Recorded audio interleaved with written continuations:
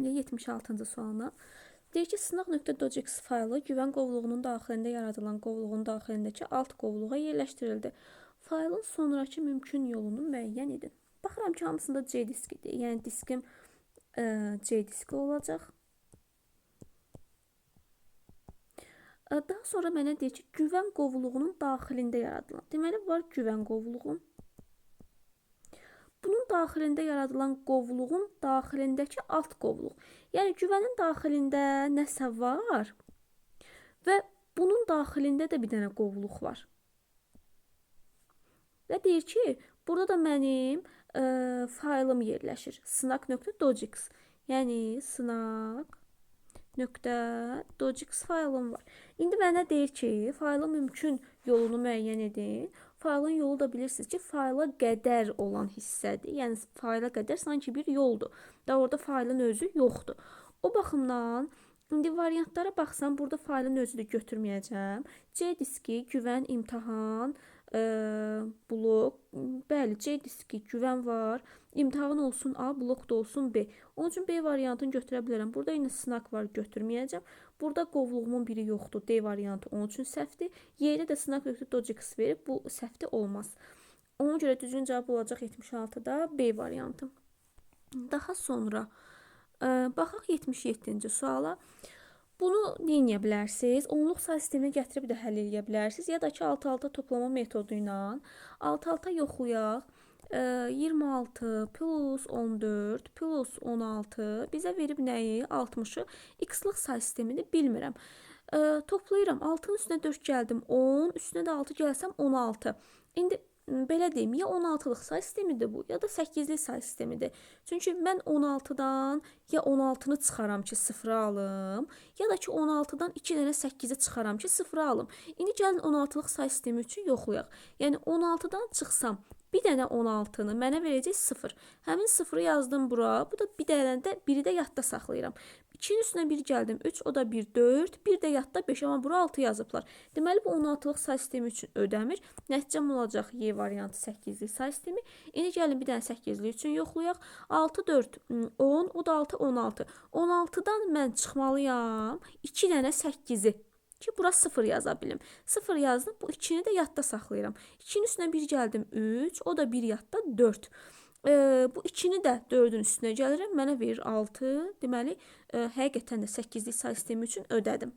Daha sonra davam edən 78-ci sualla deyir ki, C bərabərdir A ilə B-ni cəmlə. Ümumiyyətlə, iki siyahını belə deyək də toplayan zaman həmin siyahılar birləşəcək. Bir siyahı daxilində yazılacaq. Yəni 1, 2, 3, 4, vergül, indi B-ni yazacağım. 4, 3, 2, 1. Aha, bu oldu mənim siyahım. Deyir ki, A siyahısından bu C siyahım oldu. A siyahısından deyir ikinci elementi 2-ni sil. Konkret gedəcək, 2-ni siləcək. Baxın, bunu sildi, getdi. Daha sonra deyir ki, B siyahısından D lisə indeksinə görə silir. Remove, belə deyim, birbaşa silir, amma delete indeksinə görə silir. İndi deyir ki, get B siyahısından birinci elementi sil. Birinci elementdə nömrələsəm 0, 1, 3-ə düşür. Bu da gedib 3-ü siləcək. Daha sonra deyir ki, C.reverse, yəni C siyahısının neyinə? Tərsinə yaz. Ona C-ni tərsinə yazsam 1, 2, 3, 4, 4, 3, 2, 1. Bu mənə bu formada olacaq, yəni bunu verir. Daha sonra deyir ki, onu sort elə. Sort da nədir? Azdan çoxa doğru mən bunu düzməliyəm. Yəni 1, 1. Bunu da belə eləyə, başqa bir rəngdən yazaq ki, qarışmasın. Deməli, 1, 1, daha sonra 2, 2, sonra baxıram 3, 3 və 4, 4. Aha. Daha sonra deyir ki, get C birinci elementi götür. Onu gedib nömrələsəm, deməli, 0, 1, 2, 3, 4, 5, 6 və 7. Birinci element 1-dir. Üstə gələk. A'dan ikinci elementi deyir götür. 0, 1, 2. A'dan ikinci elementim 4'dür. Üstə gələk B'dən də 0-cı elementi götür. B'dən də 0-cı elementim 4'dür. Yəni 4, 4, 8, o da 1, 9. Düzgün cavab olacaq 78-də B variantı. Daha sonra davam edir 79-cu sualına. Deyir ki, Microsoft Word proqramı ilə hazırlanan faylın uzantısını müəyyən edin. Word-də uzantı nədir? Dojix-dir. Deməli, düzgün cavab olacaq C variantı. Doge və yaxud da Dojix kimi göstərə bilərik. Daha sonra 80-ə baxsam, deyir ki, verilənlər bazası cədvəlində KSG 1-dir. Səhv etmirəmsə, KSG 1 sahəsinə görə azalan sıra ilə çeşidləmə etdikdə Turan neçənci sırada olacaq? Aha. Gəlin KSG 1-ə görə azalma deyir. Çoxdan aza doğru düzməliyəm. Ən çoxunda məndə Fatimədir. Yəni 10-cu olandır. Daha sonra Turan 1-dədir. Fatimədən sonra baxım görüm kim var. Rəvan var 3. Yox, birinci Nihad idi. Səhv yazdıq. Nihadı görməmişəm. Deməli, birinci Nihaddır 95-dən 6-cı olan. Daha sonra Fatimə gəlir 90-dan 10-da olan. Baxıram ki, sonra kimdir? Rəvandır 80. Deməli, bu 3-cüdür. Sonra baxıram ki, 75 var. Raildir bu. Deməli 9-da. 75-dən də kiçik 75-dən də kiçik ilə Turan olacaq 1-də. Deməli mənə deyir ki, Turan neçənci sırada olacaq? 1, 2, 3, 4, 5. Turan olacaq 5-ci sırada. Yəni 80-də doğru cavab olacaq A variantı. Daha sonra baxsaq 81-ci suala. Deyir ki, hansı variantda şəbəkə topologiyaları verilmişdir? Topologiya ulduz topologiyası, şin topologiyası, halqa, bir də qarışıq topologiya var. Yəni düzgün cavab olacaq 81-də B variantı. Daha sonra 82-ci sualda deyir ki, bu IP ünvanı ikili yazılışını müəyyən edin. İkili yazılışı da onluq rəqəmlərlə verir. Bunları gətirməliyəm ikili say sisteminə və ikili say sistemində bilirik ki, hər bir IP ünvan 8 rəqəmlə ifadə olunur. Yəni əgər 8 rəqəm alınmasa, mən bunu nə etməliyəm? 8-ə qarşıya 2 dənə 0 atıb və yaxud 1 dənə 0 atıb 8-ə tamamlamalıyam. Əgər 8 olmasa, 0-1-lərin sayı. İndi bunu da baxıram ki, əslində gətirə bilərsiniz ikili say sisteminə, amma biraz çox vaxt aparacaq. Variantları istinad edib yaza bilərəm. Hamısının sonu tək rəqəmdən bitir deyə. Mən gedib tək rəqəm olanları götürə bilərəm əslində. Yəni sonu ikili say sistemində 1 ilə bitənlər bilirəm ki, tək rəqəmlərdir. Məsələn, A variantında bunun sonu 1 ilə bitir, götürməyəcəm. B variantında yenə 1-lərin 1 ilə yox, özür istəyirəm. Deməli, tək mənə də elə təkləri verib 82-də. Deməli, bunlar təkdir. Mən də sonu tək rəqəmdən olanı götürəcəm. Yəni, cütləri yox. İkili say sistemində də sonu 0-dan bitənlər cütdür. 1-lə bitənlər təkdir. Onda gedirəm sonu hamısı 1 olanı axtarmağa. Burada baxıram ki, sonu 0 var, bunu götürməyəcəm. Sonra sonu 0 var, götürməyəcəm. B-ni də C variantında hamısı 1-dir. Aha, bunu götürə bilərəm. D variantında burada yenə 0 var, götürə bilmərəm. E variantında da yenə 0 var, götürə bilmərəm. Yəni təkləri axtardım, daha rahat olsun deyə. Amma ikili say sistemini gətirib də yenə yaza bilərdiniz 8-ə tamamlamaq qaydası ilə. Daha sonra baxaq 83-cü suala. Bilirik ki, birinci qüvvət hesablanır. Yəni 5-in üstü 2 mənə 25-i verir. 25 vuraq 2, üstə gəl. Deməli 16 bölək 4-ün də kvadratı mənə 16-nı verir. Bu da bizə verəcək 25-i 2-yə vursam 50, üstə gələk 16-nı 16-ya bölsəm tam ədədim 1-dir. Nəticəm olacaq 51. Yəni sualın düzgün cavab variantı olacaq 51. Daha sonra davam eləyək 84-cü sual nümunəsi ilə. 84-cü sual nümunəsində deyir ki, deməli Y dəyişəninin 15 qiymətini alması üçün X dəyişəninin ilkin natural qiymətini müəyyən edin. Ştrixləmə metodu ilə gəlin tapaq. Deməli, bu X1-dir, bu Y1-dir, bu onda X1 olacaq, yəni X-in birinci qiyməti, bu onda X-in ikinci qiyməti olacaq. Bu Y-in birinci qiymətinin üstünə gəlir X-in birinci qiyməti, onda bu Y-in ikinci qiymətidir, bu Y-in birinci qiymətidir və çıxır X-in ikinci qiymətin. Daha sonra mən buradan bir sadələşdirmə aparsam, 3-ü vursam X1 minus 1-ə, bu mənə verəcək 3X1 minus 3-ü. Yəni daha rahat olsun deyə bunu yerinə yetirirəm. Bu heç nə olduğu kimi saxlayacağım. Əslində Y1-in yerinə qiymət qoya bilərəm əslində. Yox, bunu da saxlamayaq. Gəlin yazaq. Deməli, Y1-in yerinə qoyacağım 3X1 minus 3 plus deməli X1-i qoyacağım. Onda bu da mənə verəcək nəyi? 4X1 minus 3-ü verəcək. İndi gəlin bunu tapaq. Deməli, nə olacaq? 2 vuraq. Aha, 2 vurulsun. Y1 plus 5'ə. Mən də Y1-i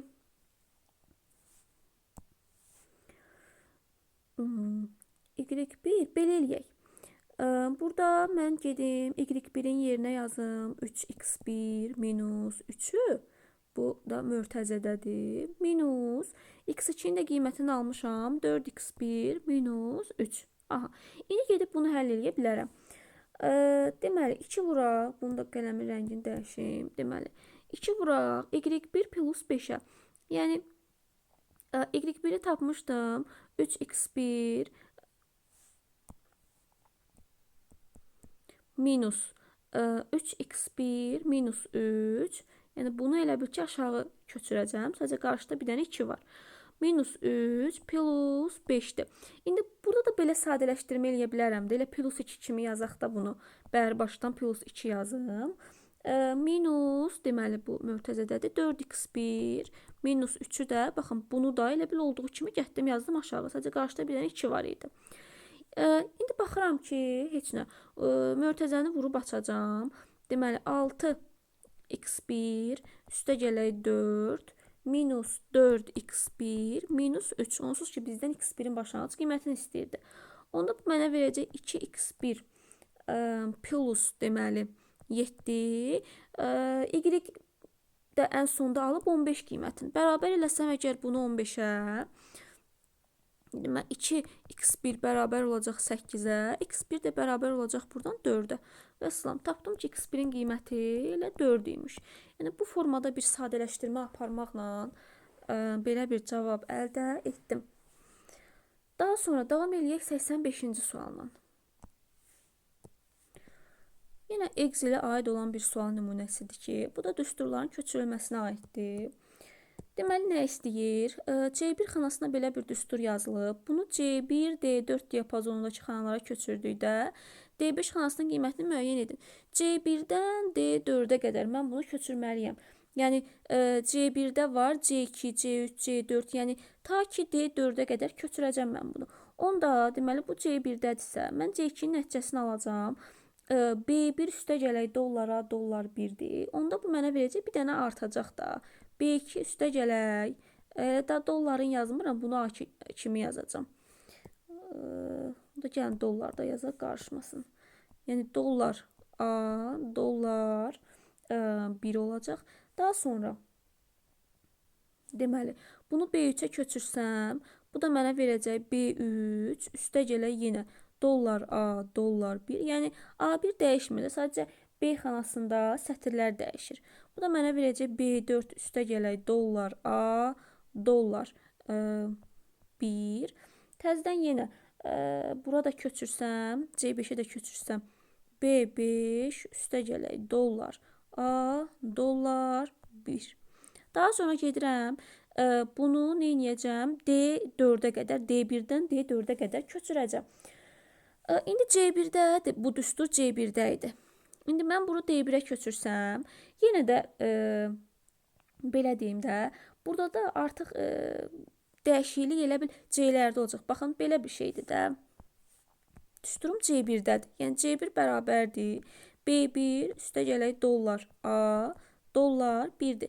İndi əgər bunu D1'ə köçürsəm, C-dən D-yə gedibsə, B-dən də C-yə gedəcək. Yəni bir dənə sütun artacaq. Onun üçün olacaq C1 üstə gələk dollar A, dollar 1. Bu formada sadəcə C-lər artacaq. Yəni C-lər dəyişəcək. Onun üçün D1'də olacaq C1 üstə gələk dollar A, dollar 1. Daha sonra D2'də olacaq C2 üstə gələk dollar A, dollar 1. Sonra C3 üstə gələk dollar A, dollar 1. Daha sonra C4 üstə gələk dollar A, dollar 1. Aha, bunu bu formada yazdımsa, daha sonra gedirəm qiymətlərini tapmağa. İndi mən əvvəlcə C2'nin qiymətini tapmalıyam. B2 ilə A1'in cəmləyir. B2'miz 5'dir, A1'miz də 1'dir. Bu verəcək 6'nı. Sonra B3 plus A1. Yəni 2, 1, 3. Sonra B4 ilə A1'i cəmləyir. Yəni 6, o da 1, 7. Daha sonra B5 ilə A1-i cəmləyirəm. B5 də yoxdur. Bunu heç yazmasaydıq da olardı. Bir dənə yuxarıdakını da tapsaq B1 ilə A1-i cəmləyir. 3, 1. Bu da mənə verəcək 4. Daha sonra gedirəm bunları hesablamağa. C1 ilə A1-i cəmləyir. Daha sonra da yəni 4 ilə 1-i cəmləyəcək.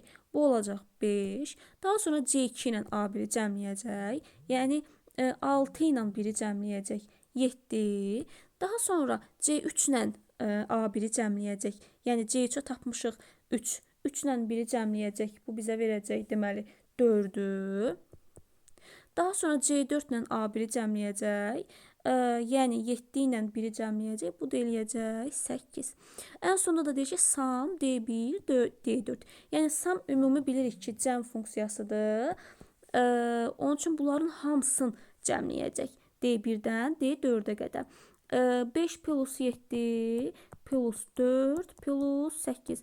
Bu da eləyəcək 12, 16, 24. Yəni 85-ci sualda düzgün cavab olacaq 24. Daha sonra davam eləyək 86-cı sualla. Aha, baxıram ki, algoritmdir. Deyir ki, bu ədədi daxil etdikdə nəticə nə olacaq? Deməli, gəlin baxaq. Aha, sıfırdan böyük demir ha, ondan böyük deyir. Belə olan halda demişəm ki, birinci rəqəmi götürməyəcək. Yəni, ən son deyəcək ki, 9 böyükdür, ona yox deyib dövrdən çıxacaq. Onda, gəlin görək ümumiyyətlə bu algoritm neyinir? K nəyi tapır? Ona bölünməsindən alınan qalıqları götürür. Yəni, rəqəmlərini tapır. K gedəcək 4-ü, 3-ü, 2-ni, deməli 7-ni, 6-nı, 3-ü götürəcək. Yəni 9-u götürə bilməyəcək. En böyüdür 10 şərtinə görə. Da deyəcək 9 böyüdür 10-dan, yox deyib dövrdən çıxacaq. Bu da n-də heç nə dövrü kiçildir. Və burada deyir ki, hansı k-ları ki, yəni bu ədədin rəqəmləri içərisindən hansını 3-ə bölsən qalıqda 0 qalar. Yəni 3-ə tam bölünənləri istəyir. Gedəcək götürəcək 3-ü, 6-nı, bir də bu biri 3-ü. Bu vaxt yəni hər deyəndə S1 vahid artacaq və hər üçünə görə S bir dənə artsa S bərabər olacaq 3-ə. Dediyim kimi başdakını götürmür. Yəni 9 böyüdür 10 şərtinə yox deyir, dövrdən çıxır və S-in 3 qiymətini çapa verir. Əgər burada olsaydı ki, n böyüdür 0, onda 4 olardı S-in nəticəsi. Yəni n böyüdür 10 şərtinə görə S-imiz 3 olur. Bu da belə. Daha sonra baxaq 87-ci suala. Deməli deyir ki, print 5-in kvadratı 25 verəcək. Yəni 1-ə gedəcək C. Daha sonra bu nədir? 25 üstü 2-də 1 deyil ha. 25-i 1-ə bölür. Sonra onu 2-yə bölür. 1-ə bölmür. 25 üstü 1 qüvvətə yüksəldir. Sonra 2-yə bölür. Yəni 25-in üstü 1 ilə 25-dir. 2-yə də bölsəm 25-i. Bu da mənə verir 12,5-i. Bu da 12,5. 12,5. 12,5'i verməyiblər. Bir özümüzdən Y variantı artıraq. Deyək ki, bu da olsun 12,5. Onda 2-yə geçsin Y. Daha sonra deməli 36-nı 6-ya bölür və sonra da 6-ya vurur yenidən. İndi belə bir şey var ki, mən demişəm ki, bölmədə biz nə götürürük? Float tipi götürürük. Yəni 36-nı 6-ya bölsəm 6 yox, 6,0 alınır. 6,0-ı da yenidən 6-ya vursam, mənə verir 36,0. O baxımdan deməli 36,0 3-ə də gedəcək A. Yəni 1C 2Y, 3 də A olacaq.